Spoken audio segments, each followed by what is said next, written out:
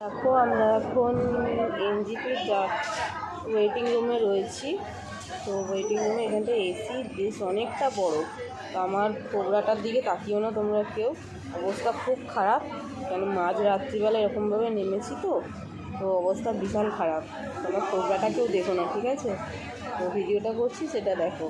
তো চলো তোমাদের এই ড্রামেটরিটা দেখাচ্ছি, ঠিক আছে?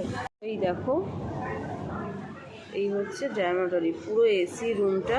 রুম বলা যায় না, এটাকে বলা যায় হল ঘর একটা। তো এখানে প্রচুর লোক রয়েছে, তারা তাদের গন্তব্যে যাবে, আমরা আমাদের জায়গাতে যাব। তো এখানে পার ঘন্টা 10 টাকা করে লাগে। তো আমাদের গাড়ি আসতে আসতে এখন অনেকটা লেট আছে, প্রায় 5টা সাড়ে 5টার কাছাকাছি। দেখে দেখো এখানে টিভি আছে, ওখানে পুরো এসি রয়েছে পুরো হলঘরটাতে। এখানে প্রচুর লোক রয়েছে, এখানে কোল্ড ড্রিঙ্কস খাওয়ার জায়গা রয়েছে, কফি আছে। তো তোমরা যদি কেউ এখানে এনজিপিতে আসো, তো এখানে ডরমেটরিতে এসে তোমরা ওয়েট করতে পারো। এই দেখো আমার মেয়ে ব্যাগপত্র নিয়ে বসে আছে, এখানে আমার বর বসে আছে, এই দেখো। আমি তো বসে আছি, দেখালামই তোমাদের। তো ভিডিওটা যদি কোনো রকম তোমাদের ইনফরমেশান দিতে পারি, তো সেটার জন্য প্লিজ কমেন্ট করে জানিও, যদি তোমাদের কিছু হেল্প হয়, ঠিক আছে?